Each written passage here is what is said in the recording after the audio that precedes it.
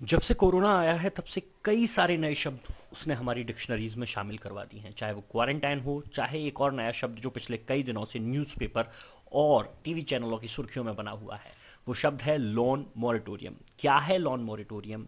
क्या है इसके फायदे? क्या डेट एक्सटेंड की है आरबीआई ने? उससे क्या होगा फायदा, क्या होगा नुकसान, सब कुछ जानेंगे इस वीडियो में। नमस्कार, मैं हूं सी एस राघव चतुर्वेदी और आप सभी का स्वागत करता हूं खाता गुरु टैक्स एक्सपर्ट्स के इस वीडियो में, जहां हम फाइनेंस की छोटी छोटी नॉलेज को करते हैं शेयर। तो चलिए शुरू करते हैं। तो सबसे पहले, जी हाँ, ये अब ऑफिशियल है, जैसा कि भाई साहब की खुशी को देखकर आपको लग रहा है कि मॉरिटोरियम पीरियड एक्सटेंड कर दिया गया है। कितने समय के लिए? 3 महीने के लिए। पहले ये था 1 मार्च से मई तक, 31 मई तक, और अब इसे एक्सटेंड कर दिया गया है 31 अगस्त तक। तो क्या है मॉरिटोरियम? सबसे पहले इसे जान लेते हैं। इसे जानने के लिए मैंने एक एग्जाम्पल लिया है। मॉरिटोरियम का शाब्दिक अर्थ अगर हम डिक्शनरी से देखेंगे तो उसमें जो पता चलता है, या उसका जो वास्तविक शाब्दिक अर्थ है, वो है किसी चलती हुई गतिविधि को रोक देना।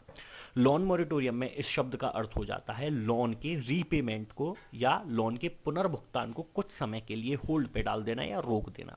कैसे होता है, क्यों होता है, क्यों अभी किया गया, ये सब जानेंगे। सबसे पहले हम इसको एक एग्जांपल से समझ लेते हैं। मैंने एग्जांपल लिया है एजुकेशन लोन का। आप एजुकेशन लोन के अलावा बिजनेस लोन, हाउस लोन या किसी और लोन में भी इसकी बात करेंगे तो जो कॉन्सेप्ट हैं वो सेम रहेंगे, लेकिन सरल समझने में आसानी रहे इसके लिए हमने इसे एजुकेशन लोन से समझने की कोशिश की है। तो मैंने एक एग्जांपल लिया है जहां कोई व्यक्ति 2 साल का एमबीए कोर्स कर रहा है। 0 पॉइंट, जो ये जीरो लिखा हुआ है, मतलब इस समय पे उसने लोन लिया और उसका जो कोर्स है वो 2 साल का है। तो एजुकेशन लोन के संबंध में जो रीपेमेंट की शर्तें रहती हैं वो रहता है कि आपकी ईएमआई स्टार्ट होगी आपके कोर्स कंप्लीशन के 1 साल बाद, या फिर आपके जॉब लगने के 6 महीने बाद। इन दोनों में से जो भी घटना पहले हो। सपोज इस केस की हम बात करते हैं। अगर कोई व्यक्ति है जिसने कोई स्टूडेंट है जिसने 2 साल का एमबीए के लिए लोन लिया, और अगर कंप्लीट होते ही कोर्स, एक रेपुटेटेड कॉलेज से सपोज उसने कोर्स किया और कंप्लीट होते ही उसकी जॉब लग जाती है, तो ऐसे केस में उसे 2.5 साल में, मतलब नौकरी लगने के 6 महीने पहले हो जाएंगे, तो 2.5 साल से रीपेमेंट करना पड़ेगा। और सपोज उसकी नौकरी नहीं लगती है, उसने किसी चलते फिरते कॉलेज से एमबीए किया या स्किल्स ना प्रूव करवाने की वजह से जॉब नहीं लग पाई, तो ऐसे केस में उसका रीपेमेंट शुरू होगा 3 साल, यानी कोर्स कंप्लीशन के 1 ईयर में। तो मुझे उम्मीद है कि मैं इसे स्पष्ट करने में समर्थ रहा कि हमारी ईएमआई स्टार्ट होती है एजुकेशन के लोन के संबंध में आपका कोर्स कंप्लीट होने के 1 साल या नौकरी लग जाने के 6 महीने, इन दोनों में से जो घटना पहले होती है। तो सपोज हमारे इस केस में उस व्यक्ति की नौकरी हाथों हाथ कोर्स करने के कंप्लीट होते ही लग जाती है, तो उसकी ईएमआई स्टार्ट होंगी 2.5 साल में। अब मोरेटोरियम का क्या अर्थ होता है? मोरेटोरियम बेसिकली एक ऐसा पीरियड जहां आपको रीपेमेंट नहीं करना होता है। तो एजुकेशन लोन का एग्जांपल मैंने इसलिए लिया क्योंकि एजुकेशन लोन के संबंध में हम ये मानते हैं कि स्टूडेंट की रीपेमेंट कैपेसिटी नहीं होती है। तो इन 2 सालों में स्टूडेंट ने किसी भी तरीके का कोई पेमेंट नहीं किया होगा, और इसी को कहा जाता है लोन मोरेटोरियम।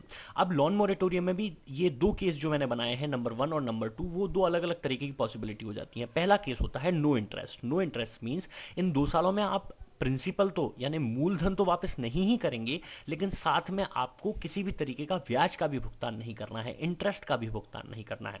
तो इसमें होता क्या है, जैसे हम मानते हैं कि लोन लिया गया 5 लाख का और 10% पर एनम यानी 10% ब्याज दर पर, सालाना ब्याज दर पर लोन लिया है।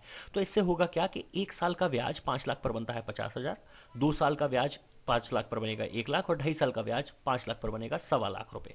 तो 1.25 लाख रुपए का ब्याज बन गया। लेकिन हमने पहला जो मैं आपको बता रहा हूं ऑप्शन, वो है नो इंटरेस्ट, यानी इस 2 साल के पीरियड में ना तो आपने मूलधन का भुगतान किया और ना ही इंटरेस्ट का। इस वजह से ये जो 1.25 लाख का इंटरेस्ट है, ये आपके मूलधन यानी 5 लाख रुपए में जोड़कर आपका जो प्रिंसिपल अमाउंट हो गया वो हो गया 6.25 लाख रुपए। तो इस 6.25 लाख रुपए का रीपेमेंट अगर 7.5 साल का हम मान के चलते हैं कि टोटल रीपेमेंट पीरियड है, तो 2.5 साल से स्टार्ट कर आपकी ईएमआई को बनाएगा 13,279 रुपए प्रति महीने। वहीं दूसरा एक और ऑप्शन होता है जिसमें इन 2 सालों में व्यक्ति अपने प्रिंसिपल अमाउंट का तो पेमेंट नहीं करता, लेकिन अपने इंटरेस्ट का पेमेंट करता रहता है। ऐसे केस में ये जो इंटरेस्ट पहले साल का 50,000, दूसरे साल का फिर 50,000 और आधे साल का जो 25,000 बनता है, अगर कोई व्यक्ति 1.25 लाख का सिर्फ ईएमआई का पेमेंट इन 2.5 साल में कर देता है, तो उसका जो प्रिंसिपल अमाउंट रहेगा वो रहेगा 5 लाख रुपए, और उसकी ईएमआई बनेगी 10,624 रुपए। तो कहने का मतलब लोन मोरेटोरियम पीरियड जो होता है वो एक ऐसा पीरियड होता है जहां पर आपको लोन तो मिल जाता है, लेकिन आप उसका रीपेमेंट स्टार्ट नहीं करते हैं। अब हम बात करते हैं इस कोरोना की वजह से जो गवर्नमेंट स्कीम लाई थी। पहले 1 मार्च से 31 मई तक के लिए लोन मॉरेटोरियम पीरियड बढ़ा दिया गया था सभी व्यावसायिक लोन पर, लेकिन अब इसे फिर एक बार बढ़ाकर 22 मई के दिन कर दिया गया है 31 अगस्त 2020 तक। क्या और स्टेप्स लिए गए हैं? 6 स्टेप मेजरली लिए गए हैं इस प्रेस कॉन्फ्रेंस में जो की गई थी आरबीआई के द्वारा। पहला तो 3 महीने का लोन मॉरेटोरियम दिया गया है सभी तरीके के बिजनेस लोन पर, टर्म लोन पर, यानी आप 3 महीने तक अपनी जो ईएमआईज हैं उन्हें होल्ड पे डाल सकते हैं, मॉरेटोरियम का ऑप्शन ऑप्ट कर सकते हैं और आपको ईएमआई नहीं देनी पड़ेगी। दूसरा, आपको वर्किंग कैपिटल का लोन, अगर आपने किसी ने सीसी लिमिट ले रखी है उस पर भी इसको लोन मॉरेटोरियम का फायदा मिलेगा। तीसरा, रिड्यूस्ड मार्जिन, आपको जो मार्जिन रखा जाता है, जो लोन वगैरह में डीलिंग करते हैं उनको जानकारी होगी, एक मार्जिन अमाउंट रखा जाता है, उस मार्जिन को कम कर दिया जाएगा ताकि ज्यादा पैसा व्यापारी को लोन के तौर पर मिल सके। चौथा है, अगर कोई व्यापारी इन 3 महीनों में लोन नहीं चुकाता है, लोन मॉरेटोरियम की जो ऑप्शन है उसको असेस करता है, तो ऐसी कंडीशन में उसकी सिबिल रिपोर्ट खराब नहीं होगी, यानी सिबिल के बारे में कोई भी रिपोर्ट नहीं किया जाएगा, आपकी क्रेडिट जो है, रेटिंग जो है, उस पर कोई इफेक्ट नहीं पड़ेगा। और ऐसे व्यक्ति जो स्ट्रेस में आ चुके हैं, जो ऐसे व्यापारी हैं जो लोन नहीं चुका पा रहे हैं व्यापार की मंदी के कारण, उनको भी रिलीफ दिया गया है। और इसी के साथ आखिरी पॉइंट जो किया गया है वो असेस क्लासिफिकेशन नहीं किया जाएगा अगले 3 महीने तक, यानी आपको एनपीए में नहीं डाला जाएगा अगर आप अगली 3 किश्तें नहीं चुकाते हैं तो। इसके अलावा बिजनेस के लिए क्या क्या गया है? पहला तो बात की गई है कि आपकी जो 31 मार्च 2020 तक होना यह है कि नेगेटिव में जाने वाली है आने वाले समय में ग्रोथ रेट, इसे आरबीआई ने अपनी प्रेस कॉन्फ्रेंस में स्वीकार कर लिया है। तो इससे होगा यह कि सभी लोगों की जो बैलेंस शीट है उस पर नेगेटिव इफेक्ट पड़ेगा। ऐसे में जो आरबीआई है उसने बैंकों से कहा है कि आप 31 मार्च 2020 के दिन जो आपने असेसमेंट किया था उसी असेसमेंट के आधार पर व्यापारी को आगे लोन दे सकते हैं। सेकंड बात जो कही गई है वो वर्किंग कैपिटल के साइकिल को बढ़ाने के लिए कही गई है, मतलब क्योंकि अब लोगों के पास पैसा फंस जाएगा, देरी से आएगा, तो वर्किंग कैपिटल का जो साइकिल होता है उसको एक्सटेंड करने की बात की गई है ताकि व्यापारी को एक्सटेंडेड वर्किंग कैपिटल साइकिल की वजह से ज्यादा लोन का और ज्यादा समय तक के लोन का फायदा मिल सके।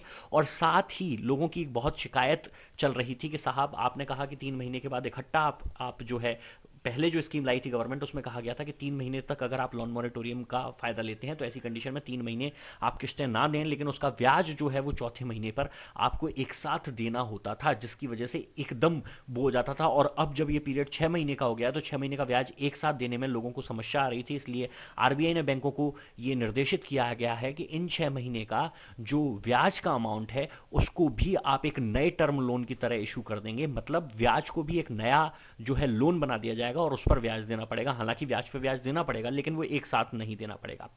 अब बात आती है कि क्या हमें ये मॉरेटोरियम लेना चाहिए। तो स्पष्ट शब्दों में मैं आपसे एक बात कहना चाहूंगा कि यदि आपको वास्तव में लोन की आवश्यकता है, यानी आपका व्यापार इस कोरोना महामारी की वजह से मंदी में आया है और आप ऐसी स्थिति में हैं जहां आपने लोन का पेमेंट नहीं कर पा रहे हैं, तो ही आप इसे लें। अन्यथा होगा ये कि अगर आप लोन मॉरेटोरियम को लेते हैं तो आपके सामने 2 कंडीशन आएंगी, या तो आपकी ईएमआई की संख्या बढ़ जाएगी या फिर ईएमआई का अमाउंट बढ़ जाएगा। तो मैं आपको इसके बारे में डिटेल कैलकुलेशन भी बता सकता हूं यदि आप लोग इस वीडियो को देखते हैं और कमेंट सेक्शन में डालते हैं कि आपके लोन का अमाउंट क्या है और आपको ये लेना चाहिए या नहीं। लेकिन इसके लिए आपको कम से कम इतना करना पड़ेगा कि इस वीडियो को लाइक करें, शेयर करें और अपना क्वेश्चन इसके कमेंट सेक्शन में डालें। एक स्ट्रेट फॉरवर्ड राय, जनरल राय जो है वो यही है, अगर आपको बहुत जरूरत है तो ही लोन मॉरेटोरियम का फायदा लें, अदरवाइज आपको थोड़ा ज्यादा पेमेंट इसके लिए करना पड़ेगा। अब बात आती है कि आपको अगर ये लेना है या नहीं लेना है तो इसके लिए करना क्या है। तो बेसिकली जब पिछली बार ये अनाउंसमेंट हुई थी तो गवर्नमेंट बैंक्स ने कहा था कि हम सभी को ये लोन मॉनिटोरियम देंगे, अगर आपको नहीं चाहिए तो आप मना करें। जबकि प्राइवेट बैंक्स ने कहा था कि हम किसी को भी लोन मॉनिटोरियम नहीं देंगे, अगर आपको चाहिए तो आप हाँ करें, यानी स्पेसिफिकली मेल दें। तो दोनों की जो अप्रोच थी वो डिफरेंट थी। गवर्नमेंट सभी को देना चाह रही थी, अगर नहीं चाहिए तो आपको मना करना पड़ेगा, और प्राइवेट किसी को भी नहीं दे रही थी, अगर आपको चाहिए तो आपको मेल करना पड़ेगा। मेरे ख्याल इस पीरियड में भी ऐसा ही रहने वाला है। याद रखें, इस मॉनिटोरियम के चक्कर में बहुत से फ्रॉड अलर्ट्स और फ्रॉड कॉल्स भी लोगों को आ रहे हैं, तो अपनी बैंक डिटेल किसी के भी साथ बेजा शेयर ना करें। वैसे रेपो रेट को भी 4% पर ला दिया गया है और रिवर्स रेपो रेट भी 3.3% पर ला दी गई है, लेकिन इससे आपको कैसा लगा हमारा ये वीडियो जरूर कमेंट सेक्शन में डालिए। अगर आपको हमारी मेहनत अच्छी लगी तो प्लीज़ इसे लाइक करें, सब्सक्राइब करें, शेयर करें, हमें इससे हौसला सप्लाई होगी। आपको जो भी जानकारी आगे चाहिए वो प्लीज़ इसके कमेंट सेक्शन में डालें।